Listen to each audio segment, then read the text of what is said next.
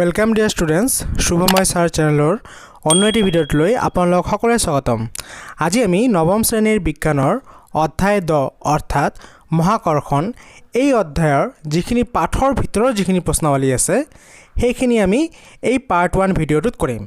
আৰু নেক্সট যেটো part 2 video' ওলাব তাতে যিখিনি অনুশীলনীৰ প্ৰশ্ন উত্তৰ আছে তাতে আমি অনুশীলনীৰ প্ৰশ্ন উত্তৰখিনি ডিসকাস কৰিম। তো বলা আজি আমাৰ ভিডিঅ'টো আৰম্ভ কৰা যাওক। প্ৰথমত পেজ নাম্বাৰ 134 যিখিনি প্ৰশ্নাৱলী আছে 1 নম্বৰ মহাকৰ্ষণৰ বিশ্বজনীন সূত্ৰটো লিখা। ইয়াৰ উত্তৰত লিখিব তোমালোকে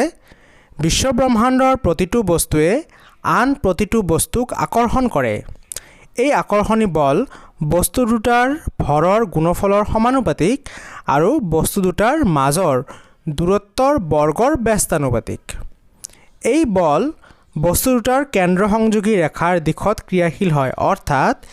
F = যদি বলটো যদি F হয় তেন্তে G হ'ব মহাকৰ্ষণৰ বিশ্বজনীন ধ্ৰুৱক আৰু M হৈছে কেপিটেল M আৰু স্মল m টো হৈছে বস্তু দুটাৰ ভৰৰ পূৰণফল আৰু ইয়াক ভাগ কৰিব লাগিব কি হয়ৰে যদি D টো বস্তু দুটাৰ মাজত দূৰত্ব হয় তেন্তে দূৰত্বৰ বৰ্গৰে ভাগ কৰিব লাগিব। ঠিক আছে, কেপিটেল G কেপিটেল M আৰু স্মল m ডিভাইডেড বাই d স্কয়াৰ। 2 নম্বৰ পৃথিৱী আৰু ইয়াৰ পৃষ্ঠত অৱস্থিত বস্তু এটাৰ মাজৰ মহাকৰ্ষণিক বলৰ মান নিৰ্ণয় কৰা সূত্ৰটো লিখা। কি কৈছে পৃথিৱী আৰু ইয়াৰ পৃষ্ঠত অৱস্থিত এটা বস্তুৰ মাজৰ যেটো মহাকৰ্ষণিক বল আছে তেন্তে লিখিবা ধৰা হল F বলে পৃথিৱী আৰু ইয়াৰ পৃষ্ঠত থকা বস্তু এটাৰ ওপৰত ক্ৰিয়া কৰিছে। ঠিক আছে, গতিকে পৃথিৱীৰ ভৰ হ'ব কেপিটেল M, যেহেতু পৃথিৱীৰ ডাঙৰ বস্তুটোৰ ভৰ কেপিটেল M ধৰিছো আৰু পৃথিৱীৰ পৃষ্ঠ যেটো আছে আৰু বস্তুটোৰ ভৰ হ'ব স্মল m, সৰু বস্তুটোৰ ভৰ স্মল m ধৰা হৈছে। এতেকে পৃথিৱী আৰু বস্তুটোৰ মাজত দূৰত্ব ওলোৱা সূত্ৰটো হ'ব F = G into capital M into small m divide by d square. এটো গোটেইখিনি d স্কয়াৰে ভাগ কৰিব লাগিব। d স্কয়াৰ কি ইয়াতে পৃথিৱীৰ ব্যাসাৰ্ধ হ'ব, ব্যাসাৰ্ধটো হৈছে d স্কয়াৰ। কাৰণ বস্তুটো পৃথিৱীৰ পৃষ্ঠত আছে সেই কাৰণ d স্কয়াৰটো হ'ব পৃথিৱীৰ ব্যাসাৰ্ধ, d টো হ'ব পৃথিৱীৰ ব্যাসাৰ্ধ। তাৰপিছত পেজ নাম্বাৰ 136 প্ৰশ্নাৱলী আছে 1 নম্বৰ মুক্ত অধগমন মানে কি বুজা লিখা। ইয়াৰ উত্তৰ হ'ব পৃথিৱীয়ে যিকোনো বস্তুক ইয়াৰ কেন্দ্ৰৰ পিনে আকৰ্ষণ কৰে। ইয়াৰ কাৰণ হ'ল মাধ্যাকৰ্ষণিক বল। এটা বস্তু এটাই এই বলৰ প্ৰভাৱত পৃথিৱীৰ দিশত পৰিলে সেই গতিক মুক্ত অধগমন বলে। তাৰমানে পৃথিৱীৰ মাধ্যাকৰ্ষণ শক্তিৰ কাৰণে কোনো এটা বস্তু যদি পৃথিৱীৰ কেন্দ্ৰৰ পিনে পৰি থাকে তেন্তে তাক কি কোৱা হ'ব মুক্ত অধগমন বুলি কোৱা হ'ব। 2 নম্বৰ কোৱেশ্চনটো দিছে মাধ্যাকৰ্ষণিক ত্বৰণ মানে কি। কি বস্তু এটো যে বস্তু এটা মাধ্যাকৰ্ষণিক বলৰ বাবে তললৈ পৰিলে তাৰ লগত জড়িত ত্বৰণক মাধ্যাকৰ্ষণিক ত্বৰণ বলে। ঠিক আছে, কোন পৃথিৱীৰ মাধ্যাকৰ্ষণ বলৰ কাৰণে কোনো এটা বস্তু যেতিয়া ওপৰৰ পৰা তললৈ পৰিব তাৰ গতিবেগৰ পৰিৱৰ্তন হ'ব সময় সাপেক্ষে তেন্তে সেই ত্বৰণটোকে কোৱা হ'ব মাধ্যাকৰ্ষণিক ত্বৰণ। ইয়াক সাধাৰণতে আমি স্মল g ৰে চিহ্নিত কৰোঁ যাৰ মান 9.8 মিটাৰ/সেকেন্ড স্কয়াৰ। পেজ নম্বৰ 138 প্ৰশ্নাৱলী চাম। বস্তু এটাৰ ভৰ আৰু ওজনৰ মাজৰ পাৰ্থক্যসমূহ কি কি। তেন্তে ভৰ আৰু ওজনৰ মাজৰ পাৰ্থক্যবোৰ হ'ল ভাগ কৰি লিখিছো এনেকে। 1 নম্বৰত ভৰ হ'ল বস্তু এটাত থকা পদাৰ্থৰ পৰিমাণ, বস্তু এটাত যিখিনি পদাৰ্থ থাকিব সেইখিনি হৈছে বস্তুটোৰ ভৰ। আৰু ওজন কি, ওজন হ'ল বস্তুৰ ভৰৰ ওপৰত মাধ্যাকৰ্ষণ বলে বস্তুটোক পৃথিৱীৰ কেন্দ্ৰৰ ফালে টনা বল। মানে বস্তু এটাৰ যিখিনি ভৰ আছে তাৰ কাৰণে পৃথিৱীয়ে কি কৰিব নিজৰ মাধ্যাকৰ্ষণ বলৰ কাৰণে কেন্দ্ৰৰ পিনে টানিব, যেটো বলৰে টানে সেই বলটোৰ পৰিমাণটোৱে হৈছে ওজন। 2 নম্বৰ ভৰে বস্তুটোৰ জড়তাৰ যোগ দিয়ে। এটা বস্তুৰ ভৰে কি দিয়ে জড়তাৰ যোগ দিয়ে, কি তাৰ গতি জড়তা বা স্থিতি জড়তাৰ যোগ দিব। আৰু ওজনে বস্তুটোৱে পৃথিৱী আকৰ্ষণ কৰি অনা বলৰ যোগ দিয়ে। 3 নম্বৰটো কি ভৰ বিশ্ব ব্ৰহ্মাণ্ডৰ সকলো ঠাইতে একে হয়। কোনো এটা বস্তুৰ ভৰ আমি পৃথিৱীতে জোখো, ভাৰততে জোখো বা বেলেগ দেশত জোখো বা বেলেগ গ্ৰহতো যদি আমি জোখো বস্তুটোৰ ভৰ সদায় একে থাকিব কিন্তু ওজনৰ মান বেলেগ বেলেগ ঠাইত বেলেগ বেলেগ হয় ঠিক আছে কোনো এটা বস্তুৰ ওজনৰ মান আমাৰ পৃথিৱীতে বেলেগ বেলেগ হ'ব পাৰে কাৰণ বিশুব অঞ্চলত পৃথিৱীৰ কোনো এটা বস্তুৰ জোখ বেলেগ হ'ব আৰু মেৰু অঞ্চলত বেলেগ হ'ব কাৰণ যেহেতু পৃথিৱীটো চেপেটা অংশ দুয়ো মেৰুত সেই কাৰণে য'ত মেৰু অঞ্চলত ইয়াৰ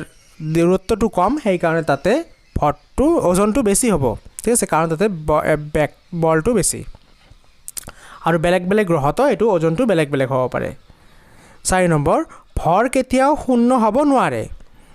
ভৰ কেতিয়াও শূন্য নহয় পদাৰ্থটো পৰিমাণ কিবা এটা থাকিবই কিন্তু ওজন কি হ'ব পাৰে শূন্য হৈ যাব পাৰে পৃথিৱীৰ কেন্দ্ৰত ইয়াৰ মান শূন্য হয় য'ত কেন্দ্ৰত আকৰ্ষণ বলটো আটাইতকৈ বেছি তাতে ইয়াৰ ওজনটো শূন্য 5 নম্বৰ ভৰ এটা স্কেলাৰ ৰাশি আৰু ওজনটো হৈছে এটা ফেক্টৰ ৰাশি কাৰণ ওজনৰ লগত দিশ জড়িত হৈ আছে সেই কাৰণে ওজনটো ফেক্টৰ ৰাশি 2 নম্বৰ চন্দ্ৰপৃষ্ঠত বস্তু এটাৰ ওজন ভূপৃষ্ঠৰ ওজনৰ 6/1 হয় কিয় ইয়াৰ উত্তৰ লিখিবা বস্তু এটাৰ ভৰ মাধ্যাকৰ্ষণিক ত্বৰণৰ লগত সম্পৰ্কিত বা জড়িত বস্তু এটাৰ ভৰ যিমানে বৃদ্ধি হয় মাধ্যাকৰ্ষণিক বলে সিমান বেছি আকৰ্ষণ কৰে গতিকে পৃথিৱীৰ তুলনাত চন্দ্ৰটোৰ আকাৰ সৰু পৃথিৱীৰ তুলনাত যেহেতু চন্দ্ৰটোৰ আকাৰ সৰু তেন্তে চন্দ্ৰৰ মাধ্যাকৰ্ষণিক বল পৃথিৱীৰ তুলনাত কম হ'ব মাধ্যাকৰ্ষণিক ত্বৰণে সদায় বস্তুটোৰ আকাৰৰ ওপৰত নিৰ্ভৰ কৰে চন্দ্ৰপৃষ্ঠত বস্তু এটাৰ ওজন ভূপৃষ্ঠৰ ওজনৰ 6/1 হয় কাৰণ চন্দ্ৰৰ ভৰ পৃথিৱীৰ ভৰৰ 6/1 ঠিক আছে এটা পেজ নম্বৰ 141 কোৱেশ্চনটো চাম কি কৈছে মিহি কিন্তু মজবুত ৰছীৰে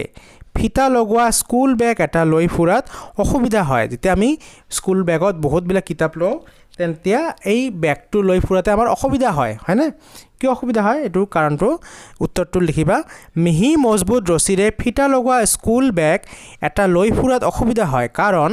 ৰছীয়ে বাহুৰ ওপৰত চাপ প্ৰয়োগ কৰে যেতিয়া আমি বেগটো লওঁ এই ৰছীটোৰ বেগৰ ৰছী যিডাল থাকে আমাৰ বাহুৰ ওপৰত চাপ প্ৰয়োগ কৰে আৰু ৰছীৰ ফিতা এডালে বাহুৰ ওপৰত কম ক্ষেত্ৰফলৰ ওপৰত চাপ প্ৰয়োগ কৰে বেগটো গোটেই বেগটো বহুত ডাঙৰ কিন্তু আমাৰ চাপটো প্ৰয়োগ কৰিছে কোনখিনি ফিতাডালে অকল চাপ প্ৰয়োগ কৰিছে হয় নাই যিটো চাপ বাহুটোৰ সাপেক্ষে বহুত বেছি চাপটো বেৰি গৈছে ফলত ইয়াক কান্ধত লৈ ফুৰাত আমাৰ অসুবিধা হয় ঠিক আছে তাৰপিছত আছে প্লাবিতা মানে কি প্লাবিতা হৈছে কি বস্তু এটাক পানীত ডুবালে বস্তুটোৰ ওপৰত প্ৰয়োগ কৰা ঊৰ্ধ্বমুখী বলটোক প্লাবিতা বোলে কোনো এটা বস্তু যদি আমি পানীত ডুবাব যাওঁ পানীয়ে কি কৰিব বস্তুটোক এটা ঊৰ্ধ্বমুখী হেঁচা দিয়ে ডুবিবলৈ বাধা প্ৰদান কৰে সেই তেনেকুৱা বস্তুটোক এই ঊৰ্ধ্বমুখী বলটোকে কি বুলি কোৱা হয় প্লাবিতা বুলি কোৱা হয় তোমালোকে এটা মগ যদি ডুবাব চেষ্টা কৰা পানীত চাবা মগটো ডুবিবলৈ অলপমান টান পায় তোমালোকে হেঁচা প্ৰয়োগ কৰিব লাগিব কাৰণ হয় না আৰু ওলটাই পানীও ঊৰ্ধ্বমুখী এটা হেঁচা দিয়ে এইটোকে প্লাবিতা বুলি কোৱা হয় তাৰপিছত দি আছে বস্তু এটাৰ পানীৰ পৃষ্ঠত থলে ই ওপঙা বা ডুবাৰ কাৰণ কি কিছুমান বস্তু ওপঙি যায় কিছুমান বস্তু ডুবি যায় ইয়াৰ কাৰণটো কি লিখিবা বস্তু এটা ডুবা বা ওপঙা বস্তুটোৰ ঘনত্বৰ ওপৰত নিৰ্ভৰ কৰে বস্তু এটাৰ ঘনত্ব পানীৰ ঘনত্বতকৈ বেছি হ'লে ইয়াৰ ওপৰত পানীয়ে প্ৰয়োগ কৰা ঊৰ্ধ্বমুখী হেঁচা বস্তুটোৰ ওজনতকৈ কম হয় ফলত বস্তুটো পানীত ডুব যায় কি কৈছে যেতিয়া বস্তুটোৰ ঘনত্ব পানীৰ ঘনত্বতকৈ বেছি হ'ব তেন্তে পানীয়ে যিটো ঊৰ্ধ্বমুখী হেঁচা প্ৰয়োগ কৰিব সেইটো বস্তুটোৰ ওজনতকৈ কম হয় তাৰমানে বস্তুটোৰ ওজনটো হেঁচাতকৈ বেছি হয় সেইকাৰণে ওজনটো বেছি হোৱাৰ কাৰণে ই ডুব যায় আনহাতে বস্তু এটাৰ ঘনত্ব পানীৰ ঘনত্বতকৈ যদি কম হয় বস্তুটোৰ ওপৰত পানীয়ে যিটো ঊৰ্ধ্বমুখী বল প্ৰয়োগ কৰিব সেইটো বস্তুটোৰ ওজনতকৈ কি হ'ব বেছি হ'ব ঊৰ্ধ্বমুখী হেঁচা বস্তুটোৰ ঘনত্বতকৈ বেছি হয় ফলত বস্তুটোৱে পানীত ওপঙি থাকে তাৰপিছত পেজ নম্বৰ 142 প্ৰশ্নাৱলী ওজন জোখা যন্ত্ৰৰ এটাৰ পাৰ্ট অনুসৰি তোমাৰ ভৰ 42 কেজি তোমাৰ ভৰ 42 কেজিতকৈ কম নে বেছি ইয়াৰ উত্তৰ লিখিবা 42 কেজিতকৈ কি হ'ব সামান্য বেছি হ'ব কিয় কাৰণ বায়ুৰ ঊৰ্ধ্বমুখী হেঁচাৰ বাবে ওজন জোখা সঁজুলিটোৰ সামান্য কম ওজন নিৰ্দেশ কৰে কি কৰিছে বায়ুৰ ঊৰ্ধ্বমুখী এটা হেঁচা আছে যাৰ কাৰণে সঁজুলিটোৱে কম এটা ওজন নিৰ্দেশ কৰিছে তাৰপিছত 2 নম্বৰ কোৱেশ্চন তোমাৰ হাতত কপাহৰ মোনা এটা আৰু লোৰ দণ্ড এডাল আছে ওজন জোখা যন্ত্ৰত প্ৰত্যেকৰে ভৰ 100 কেজি পোৱা গ'ল বাস্তৱ ক্ষেত্ৰত এটা আনটোতকৈ গধুৰ কোনটো বেছি গধুৰ আৰু সি কিয় বেছি গধুৰ ক'ব পাৰিবানে উত্তৰ লিখিবা দুয়োটাৰে ওজন 100 কেজি যদিও বাস্তৱ ক্ষেত্ৰত কপাহৰ মোনাটোৰ প্ৰকৃত ওজন বেছি আসলে কিন্তু কপাহৰ মোনাটোৰ ওজনটো বেছি হয় কাৰণ কপাহৰ মোনাটোৰ আয়তন লোড দণ্ডডালতকৈ বেছি হ'ব বেছি কপাহ ললেহে তাৰ ওজনটো 100 কেজিৰ সমান হ'ব হয় না কাৰণ কি কপাহৰ মোনাটোৰ আয়তন লোড দণ্ডডালতকৈ বেছি হয় বেছি হোৱাৰ বাবে বায়ুৰ ঊৰ্ধ্বমুখী হেঁচাৰ পৰিমাণ কপাহৰ মোনাটোত বেছি হ'ব যাৰ ফলত একে ভৰ নিৰ্দেশ কৰিলেও কপাহৰ মোনাটো প্ৰকৃততে গধুৰ হ'ব ঠিক আছে তেনে ছাত্ৰ ছাত্ৰীসকল